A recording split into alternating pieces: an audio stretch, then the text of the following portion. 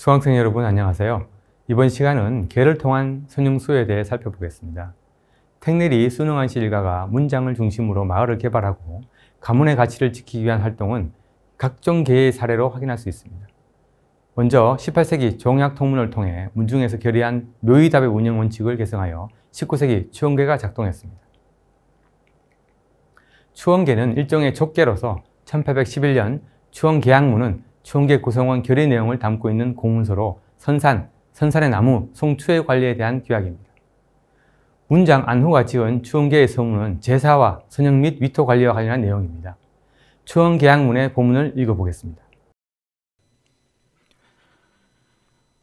우리 집안의 가법으로 산소를 수호하는 도리와 묘사를 받들어 행하는 의례 절차는 적장가가 세웠다.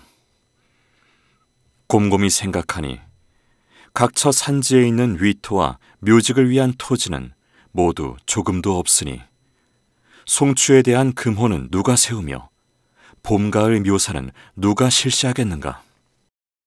성리학적 가치 실현을 위한 산소 수호와 제사의 의절의 중요성을 강조하고 이를 유지하기 위해 선형이 위치한 산지에 대한 관리를 의결하였음을 강조했습니다. 서문에는 추원계를 결성하게 된 배경이 제사의 지속을 위한 토지와 같은 재산의 마련과 관리, 그리고 선형의 나무에 대한 보호를 위한 협동에 있음을 밝혔습니다. 추원계의 설립 취지를 담은 서문의 추원계약문에는 7개 조항의 조목을 수록했습니다. 7개 조목 중 3개는 남은 일대에 산지한 선형과 산지에 대한 결의 내용이었습니다. 선형이 있는 산지의 소재지를 명기하고 이들 선형에 대해 위토가 부족한 제사를 위한 위토를 마련하고 묘를 지키는 묘역을 배치하는 노력을 기울이기도 했습니다. 그리고 이들 토지와 제사를 위한 기물은 구성원들의 협동으로 마련하고 유지할 것을 결의했습니다. 특히 선형의 관리에 대해 규약을 지키지 않았던 사례를 적시하여 공동체 합의를 지키지 않은 사례에 대해 벌을 주고 재발을 방지했습니다. 자손이 되어서 근본에 보답하는 정성은 오직 송추를 금양하고 제사를 위한 토지를 경영하는 것이다. 그런데 송추는 없어져 민둥산 같고 토지는 남은 것이 없다. 하찮은 이유로 임의로 땔감 나무를 준비하고 풀 먹이는 장소로 삼는 것은 매우 애통한 일이니 나의 자손들은 모두 금양하고 보호하는 도리에 힘을 써서 인용문에서 보듯이 산지를 잘 가꿀 필요성을 거듭 강조했습니다. 산지와 선형을 지키는 금양은 또한 조선 후기 성리학적 효를 상징하는 행위였으므로 중요했습니다. 한편으로는 송추가 인용문에 언급했듯이 땔감이나 목재로 이용될 수 있고 산지는 목초지로 활용이 가능한 재산이었습니다. 이러한 공유재산을 개원들이 향유하기 위한 규약이 추원계약문이었습니다. 추원계는 선형과 산지와 같은 공유자산의 공동관리규약 3개조와 함께 교육을 준수하여 계의 운영을 지속하기 위한 4개의 조항을 첨부했습니다. 1. 이와 같이 규약이 이루어진 이후에 만일 준수하지 않고 태만히 하거나 소홀히 한다면 내 선조의 자손이 아니니 어찌 얼굴을 들고 가묘에 들어가겠는가? 살펴서 더욱 명심할 일이다. 2. 각처의 산소와 유적지에 대한 수호하는 의절은 별도로 유사를 선택해서 유사의 이름을 계안 말미에 붙여놓을 것이다. 3. 대개 무릇 종계가 이미 만들어지면 재원이 없을 수 없으므로 매 종원에게 각기 보리 한 마를 거둘 것. 4. 자손은 물론하고 종가의 지손들도 비록 살림이 기울어 굶을 지경이 되어도 정연코 종계의 재원을 절대로 마음대로 쓰지 말 것. 추원계를 종계로 지칭하면서 개원 간의 결속과 협동을 강조한 실천규약입니다. 효와 선형으로 상징되는 공동체의 무형과 유형의 공유자산에 대한 관리를 위한 추원계 동참을 강조했습니다. 이러한 규약과 자산에 대한 관리 실무를 위한 유사를 26명을 선정하며 책임 소재를 분명히 했습니다. 그리고 공유자산의 관리와 더불어 계의 운영을 위한 기금을 조성하기 위한 계의 참가비를 부과하고 계의 기금을 굳건히 지켜 지속성 확보를 결의했습니다. 추원계 활동을 위한 협의를 담은 추원계약문에 따르면 1825년에서 1844년 사이 발생한 3건의 정성에 대한 적극 대응과 일족의 사후 건립에 동참했습니다. 계를 조직하고 문장을 중심으로 지속한 공유자산 수호 노력은 1852년 선산수호 조약기로 다시 확인되었습니다. 이 자료의 표기와 합의 내용을 담은 조약, 그리고 참여자 명단입니다. 선산수호 조약기는 1769년 종약통문, 1811년 추원계약문을 개정하여 택내리를 정점으로 한 순왕씨 일가의 족계에서 공유자산인 선형과 송추에 대한 감독과 관리에 대한 규약을 재정비한 결과였습니다. 이 고문서는 조약 정비의 배경, 선형 관리와 관련한 내력, 그리고 조약 개정 경과와 그 의미를 담고 있는 4개의 취지문과 말미에 9개의 조목의 세부 조약으로 구성되어 있습니다. 먼저 조약을 개정하게 된 배경을 언급했습니다.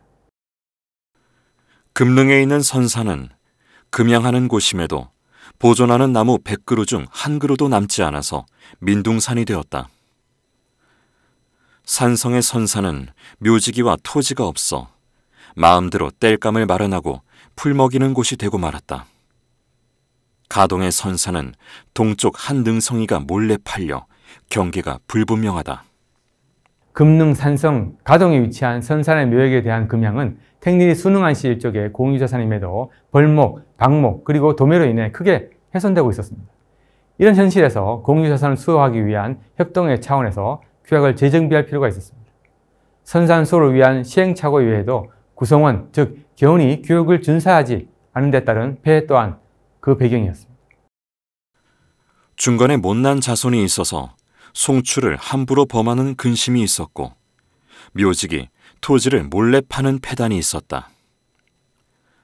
선산의 나무를 골라 팔아 잃어버린 동쪽 산기슭의 값을 지급하고 완전히 갖추고는 몰래 매매했던 문서를 태워버렸다.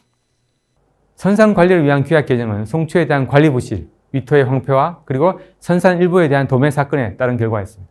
특히 인용문에서 밝히고 있듯이 개원이 문서를 위조하여 선산의 토지를 몰래 파는 일대 사건은 규약 개정의 필요성이자 규약 내용에 포함하여 대비가 필요한 내용이었습니다.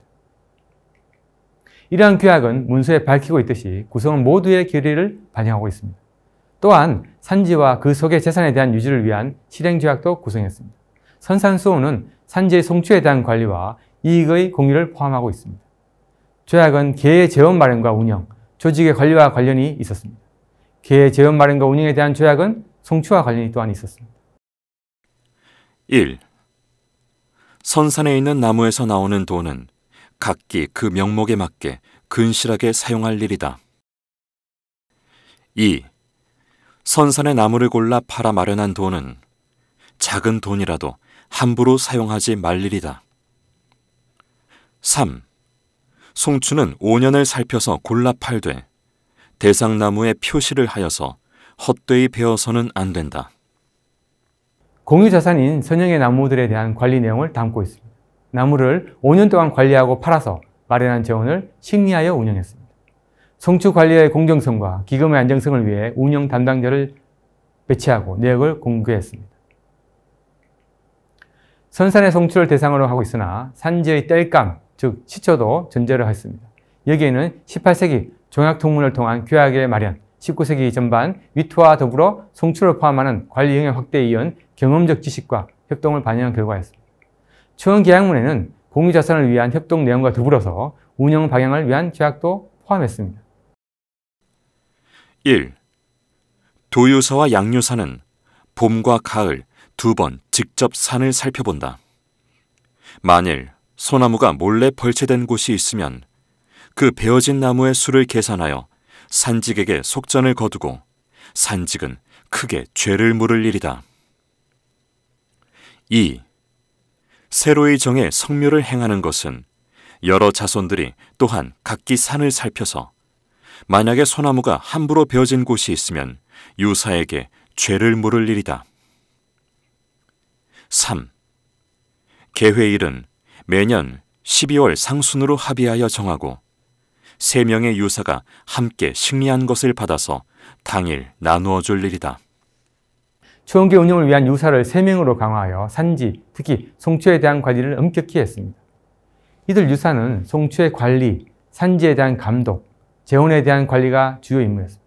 봄과 가을 정해진 날 산을 살펴 재원인 송추의 훼손 사실을 확인하고 현장 책임 있는 산지기를 감독하게 했습니다. 이는 모두가 가장 중요한 현실적 공유자산인 송초에 대한 재산 가치의 유지와 관리를 위한 조약이었습니다. 그리고 이러한 공유자산의 가치 관리와 더불어 선영에 대한 수호를 위한 개인활도 확정하고 개이익을 나누었습니다. 조선시대 경상북도 영덕의 모한박씨 마을 개발의 역사적 계정에는 무형과 유형의 공유 가치를 개발하고 유지하기 위한 마을 공동체의 노력이 담겨 있습니다. 15세기 일량리는 한양에서 영덕에 낙향한 박지몽이 처가의 후원으로 양반마을에 정착할 수 있었습니다. 16세기에는 모한박씨 일가의 정체성을 보여주는 마을을 개발하기 위해 인근 원구를 개척하고 묵과급제자 배출로 양반의 위상을 획득하여 무방가 마을이라는 정체성을 확립했습니다. 사진에서 보듯이 영덕의 모한박씨는 도곡리를 만들고 종가를 새로이 건립했습니다. 임진전쟁 이후 학문 중심의 성리학 가치가 중시되면서 17세기 도곡리를 개척하고 종가를 중심으로 성리학 가치 실현을 위한 사상을 발산하고 이를 형성한 서원과 사후, 정지화 등을 갖추어 마을을 개발했습니다. 그리고 족계, 친목계, 동계 등을 조직하여 도곡리 마을 개발의 성과를 지속하고 확산하기 위해 새로운 개발을 진행했습니다. 전라북도 남원 택내리의 순흥하시 일족은 16세기 마을에 정착하고 17세기까지 무형에 갇힌 성리학적 학자지향 그리고 실천으로서 효를 형성하는 개발을 시도했습니다. 이러한 활동은 문장으로 상징되는 구성원의 합의에 의해 바탕하고 있었습니다. 이러한 무형의 가치는 사제단과 영사정으로 상징되어 지역사회에서 정체성을 인정받았습니다.